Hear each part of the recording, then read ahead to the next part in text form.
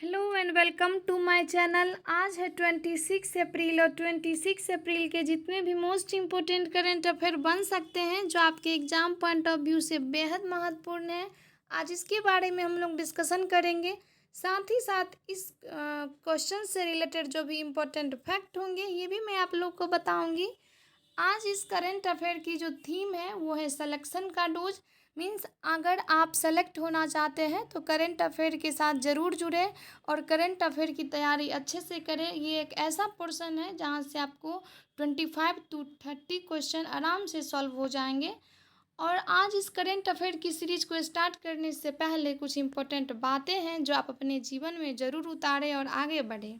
आप अपने साथ डायरी या एक नोटबुक ज़रूर रखें जिसमें आप प्रतिदिन की दिनचर्या को ज़रूर मेंटेन करें और एक लक्ष्य को निर्धारित करें और पूरा दिन उस दिनचर्या को, उस रूटीन को फॉलो करने में लगा दें। चाहे वो आपका घूमना हो या मनोरंजन से संबंधित कोई भी काम हो तो आप उस रूटीन के अनुसार ही कीजिए। इससे क्या होगा, आपका टाइम मैनेज होगा और आप अच्छे से अपने गोल डायरेक्टेड बिहेवियर कर पाएंगे। और इस ऐसे तरीके अपनाने से आप एक दिन सफल अवश्य हो जाएंगे। इसी पॉजिटिविटी के साथ आज की करंट अफेयर की सीरीज स्टार्ट करते हैं। क्वेश्चन नंबर की ओर हम लोग आगे बढ़ते हैं। क्वेश्चन नंबर 1 है, भारत गुआना 5वीं संयुक्त बैठक की अध्यक्षता किसने की है? तो अभी जो है वो भारत गुआना संयुक्त बैठक की हुई है और इसमें जो सह अध्यक्षता किए हैं वो कौन है? तो फर्स्ट है राजनाथ सिंह, सेकंड है अमित शाह, थर्ड है नितिन गडकरी और फोर्थ है एस जयशंकर। तो कौन किए हैं अभी? तो अभी जो है वो एस जयशंकर, अपने प्यारे भारत के जो विदेश मंत्री हैं एस जयशंकर, वो भारत गुआना संयुक्त बैठक की सह अध्यक्षता किए हैं। हम लोग इम्पोर्टेंट फैक्ट जानेंगे गुआना से रिलेटेड। तो गुआना की राजधानी कहाँ है? तो गुआना की राजधानी है जॉर्ज टाउन। गुआना के पीएम कौन है? मार्क फिलिप्स हैं। गुआना के राष्ट्रपति कौन है? तो ये है इरफान अली। और गुआना की मुद्रा क्या है? तो गुआना की मुद्रा है गुआना डॉलर। और गुआना के विदेश मंत्री कौन है? हुंग टाड। नेक्स्ट एन इम्पोर्टेंट क्वेश्चन की ओर हम लोग आगे बढ़ेंगे। Question number 2। क्वेश्चन नंबर 2 है, हाल ही में किस देश ने टिकटॉक पर प्रतिबंध लगाया है? तो अभी जो है वो आयरलैंड है या मेक्सिको है, रूस है या अमेरिका है जो टिकटॉक पे प्रतिबंध लगाया है? तो ये जो है वो आयरलैंड है जिन्होंने टिकटॉक पर बैन लगाया है। इससे पहले प्यारे भारत ने भी चीनी ऐप से संबंधित कई ऐप को जो है वो प्रतिबंध किए थे। नेक्स्ट एन इम्पोर्टेंट क्वेश्चन की ओर आगे बढ़ेंगे। बंदरगाहों, जलमार्गों और तटों के लिए राष्ट्रीय प्रौद्योगिकी केंद्र का उद्घाटन किसने किया है? तो अभी जो है वो बंदरगाहों, जलमार्गों और तटों के लिए राष्ट्रीय प्रौद्योगिकी केंद्र का उद्घाटन कौन किए हैं? फर्स्ट है एन बीरेन सिंह, सेकंड है नितिन गडकरी, थर्ड है हेमंत बिस्व शर्मा एंड फोर्थ है सर्बानंद सोनेवाल। तो अभी जो है वो सर्बानंद सोनेवाल बंदरगाहों, जलमार्गों और तटों के लिए राष्ट्रीय प्रौद्योगिकी केंद्र का उद्घाटन किए हैं। सर्बानंद सोनेवाल कौन है? तो ये है पतन पोत परिवहन जलमार्ग मंत्री हैं सर्बानंद सोनेवाल। और यही जो है वो अभी बंदरगाहों, जलमार्गों और तटों के लिए राष्ट्रीय प्रौद्योगिकी के केंद्र का उद्घाटन किए हैं। इससे पहले सर्बानंद सोनेवाल आईआईटी चेन्नई में डिस्कवरी कैंपस का उद्घाटन किए हैं, जिनमें सर्बानंद सोनेवाल ने आईआईटी चेन्नई में 77 करोड़ रुपए की लागत से केंद्र को स्थापित किए थे। नेक्स्ट एन इम्पोर्टेंट क्वेश्चन की ओर हम लोग आगे बढ़ेंगे। क्वेश्चन नंबर 4, दुनिया के सबसे गहरा ब्लू होल किस तट पर खोजा गया है? तो अभी जो है वो दुनिया का सबसे गहरा ब्लू होल, दुनिया का दूसरा गहरा ब्लू होल खोजा गया है, वो किस तट पर खोजा गया है? तो ये खोजा गया है मालाबार तट पे, अशोका तट पे, पोरबंदर तट पे या मैक्सिको तट पे। तो अभी जो है वो मैक्सिको तट पे सबसे गहरा ब्लू होल तट खोजा गया है। इससे जो इम्पोर्टेंट फैक्ट है ये हम लोग जानेंगे कि 900 फीट की जो एक गहरी ब्लू होल की खोज की गई है, ये दुनिया की दूसरे सबसे गहरी होल है। और मैक्सिको ब्लू होल को तामजा नाम दिया गया है। क्या नाम दिया गया है? तामजा नाम दिया गया है। नेक्स्ट एन इम्पोर्टेंट क्वेश्चन की ओर हम लोग आगे बढ़ेंगे। Question number 5, advantage health care India 2023 का छठा संस्करण कहाँ पर आयोजन किया जाएगा? तो अभी जो है वो एडवांटेज हेल्थ केयर इंडिया 2023 का छठा संस्करण का आयोजन कहाँ किया जाएगा? तो ये जो है वह अभी नई दिल्ली में आयोजन किया जाएगा। इससे रिलेटेड हम लोग इम्पोर्टेंट फैक्ट जानेंगे। स्वास्थ्य और परिवार कल्याण मंत्रालय और federation of Indian chamber of commerce के द्वारा इस कार्यक्रम का आयोजन किया जा रहा है। नेक्स्ट एन इम्पोर्टेंट क्वेश्चन की ओर हम लोग आगे बढ़ेंगे। क्वेश्चन नंबर 5, कहाँ की स्वदेशी महिला ने गोल्डमैन पर्यावरण पुरस्कार जीती है? फर्स्ट है कनाडा, सेकंड है सिंगापुर, थर्ड है ब्राज़ील और फोर्थ है अमेजन। तो आप लोग को बताना है कि स्वदेशी महिला जो है वो कहाँ की है जहाँ पे ये गोल्ड मेडल पर्यावरण पुरस्कार जीती है। Canada, Singapore, Brazil, Amazon. तो अभी जो है वो अमेजन की स्वदेशी महिला है जिन्होंने गोल्डमैन पर्यावरण पुरस्कार जीती है। इससे इम्पोर्टेंट फैक्ट हम लोग ये जानेंगे कि इस महिला का क्या नाम है। तो इस महिला का नाम है मंडुरुकु नेता Alessandra कोराप।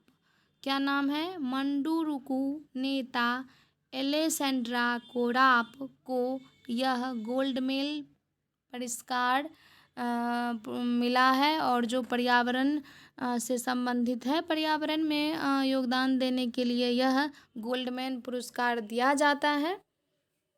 Next an important question की ओर हम लोग आगे बढ़ेंगे। क्वेश्चन नंबर 7, किस आईआईटी के शोधकर्ताओं ने नैनो क्लो के साथ टाइम बम लिक्विड मार्बल विकसित किया है? तो अभी जो है वो किस आईआईटी के शोधकर्ताओं जो है वो टाइम के लिए लिक्विड मार्बल विकसित किया है नैनो क्लो के साथ? तो अभी जो है वो आईआईटी गुवाहाटी के साथ यह विकसित किया गया है और आईआईटी गुवाहाटी के शोधकर्ताओं ने टाइम बम लिक्विड मार्बल विकसित किया है। नेक्स्ट एन इम्पोर्टेंट क्वेश्चन की ओर हम लोग बढ़ेंगे। क्वेश्चन नंबर 8, सीमा सड़क संगठन BRO ने किसे पहला भारतीय गांव बताते हुए साइन बोर्ड लगाया है? तो अभी जो है वो सीमा सड़क संगठन जो है वो अपना पहला भारतीय गांव बताया है और साइन बोर्ड लगाया। कौन सा गांव है? कोवलम, देवबाग, माना या मांडवी? तो अभी जो BRO है सड़क सीमा संगठन, उन्होंने पहला भारतीय गांव माना को बताते हुए माना में साइन बोर्ड लगाया है। चलिए इम्पोर्टेंट क्वेश्चन की ओर हम लोग बढ़ने से पहले कुछ इसके बारे में इम्पोर्टेंट फैक्ट जानेंगे कि ये जो सीमावर्ती गांव में साइन बोर्ड लगाया जाता है ये क्यों लगाया जाता है और इसका उद्देश्य क्या है? तो इसका उद्देश्य है कि एक गांव एक उत्पाद को विकसित करना, सीमावर्ती गांवों का विकास करना, ग्रामीण के जीवन की गुणवत्ता में सुधार करना और पर्यावरण और पर्यटन क्षमता को विकसित करना। नेक्स्ट एन इम्पोर्टेंट क्वेश्चन की ओर हम लोग आगे बढ़ेंगे। किस राज्य के माना मुद्रे मिट्टी के बर्तनों को GI टैग मिला है? तो अभी किसको मिला है GI टैग? माना मुद्रे मिट्टी के बर्तन को। और ये किस राज्य से संबंधित है? महाराष्ट्र, आंध्र प्रदेश, तमिलनाडु या नई दिल्ली? तो अभी जो है वो तमिलनाडु के जो ये माना मुद्रे मिट्टी के बर्तन हैं उसे GI टैग मिला है। इससे एक इम्पोर्टेंट फैक्ट ये भी है कि मैं GI टैग से संबंधित एक स्पेशल वीडियो बनाई हूँ। आप मेरे प्लेलिस्ट में जाकर वीडियो में जाकर सर्च करेंगे तो आपको GI टैग के बारे में एक स्पेशल वीडियो मिलेगा। आप वहाँ से जाकर ज़रूर देखें।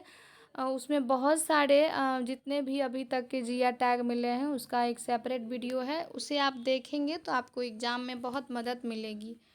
इसके अलावा हम लोग तमिलनाडु से इम्पोर्टेंट फैक्ट जानेंगे कि तमिलनाडु के जो CM हैं वो कौन है? तो वो हैं MK स्टैलिन और तमिलनाडु के जो गवर्नर हैं वो हैं RN रवि। कौन है?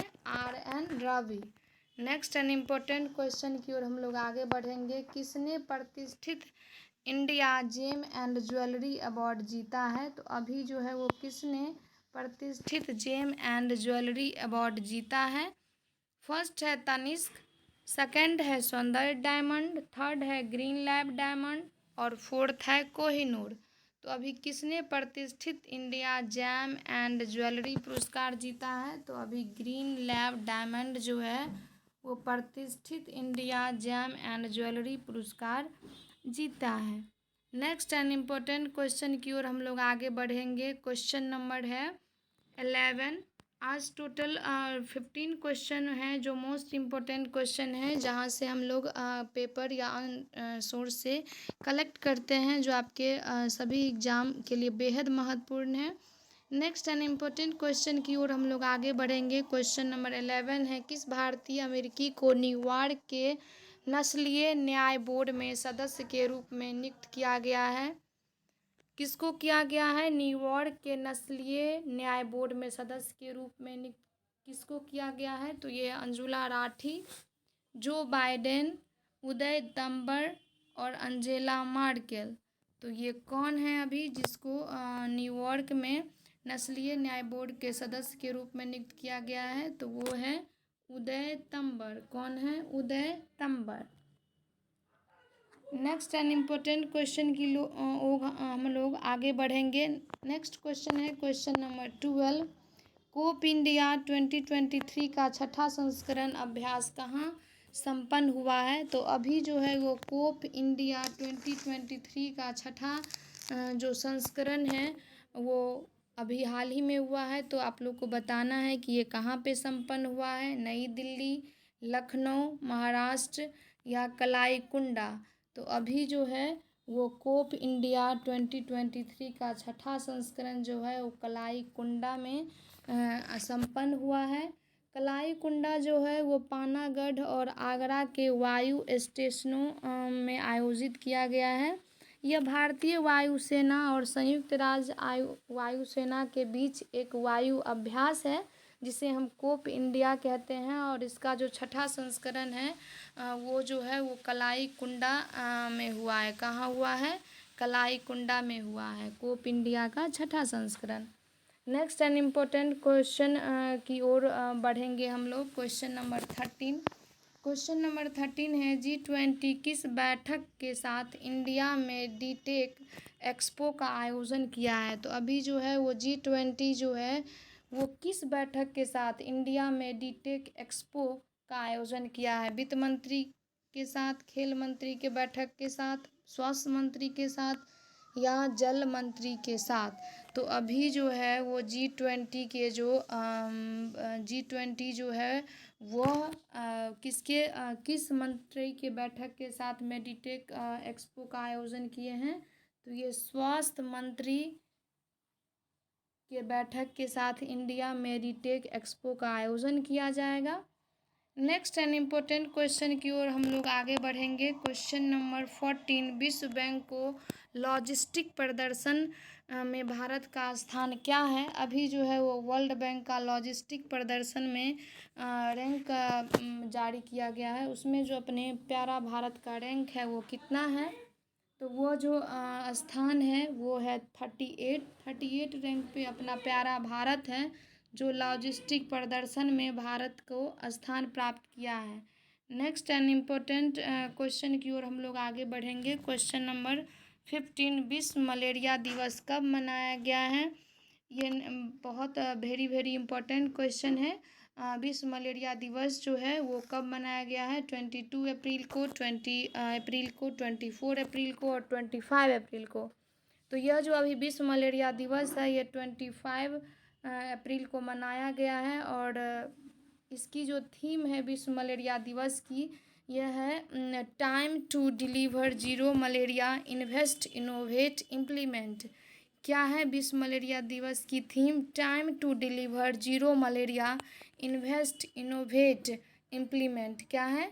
Time to deliver zero malaria, invest, innovate, implement. मैं इसे बार बार इसीलिए दोहराती हूँ कि आप लोग को सही से लर्न हो जाए। और थीम बहुत इम्पोर्टेंट है। अब के एग्ज़ाम में दिवस नहीं पूछे जाते हैं, थीम पूछे जाते हैं। नेक्स्ट एंड इम्पोर्टेंट क्वेश्चन की ओर हम लोग आगे बढ़ेंगे। क्वेश्चन नंबर 25 अप्रैल से रिलेटेड जो है वो हिस्ट्री के बारे में हम लोग जानेंगे कि हम लोग कोई जैसे आज का करंट अफेयर कर रहे हैं तो एक दिन बैक का उससे रिलेटेड हिस्ट्री को जानेंगे कि 25 अप्रैल को जो है वो 1809 ईस्वी में चार्ल्स मेटकॉफ और रंजीत सिंह के बीच अमृतसर की संधि हुई थी। और 25 अप्रैल 1883 को दूरदर्शन पर भारत का पहला रंगीन प्रसारण हुआ था। तो 25 के 2 दिन इम्पोर्टेंट डेज है जो याद रखिएगा कि चार्ल्स मेटकॉफ और रंजीत सिंह के बीच जो है वो अमृतसर की संधि हुई थी। और 25 अप्रैल 1883 को दूरदर्शन पर भारत में पहला रंगीन प्रकाशन हुआ था। नेक्स्ट एंड इम्पोर्टेंट टॉपिक है जहाँ पे रोज़ एक आपको होमवर्क दिया जाता है जो आप कमेंट बॉक्स में इसका आंसर ज़रूर दें और जितना हो सके डिटेल में बताएं, इससे आपकी करंट अफेयर की तैयारी अच्छी हो जाएगी। किस देश में जीत गढ़ी पर्व मनाया गया है? नेपाल, भूटान, बांग्लादेश और पाकिस्तान। आप इसका आंसर कमेंट बॉक्स में ज़रूर दें। अगर आपको ये वीडियो अच्छा लगता है तो आप इस चैनल को लाइक, शेयर एंड सब्सक्राइब ज़रूर करें, अपने दोस्तों के साथ साझा करें और हंसते रहिए, मुस्कुराते रहिए और अपने लक्ष्य को प्राप्त करने के लिए दिन रात तैयारी कीजिए। एक ना एक दिन आपको सफलता अवश्य मिलेगी। Thank you.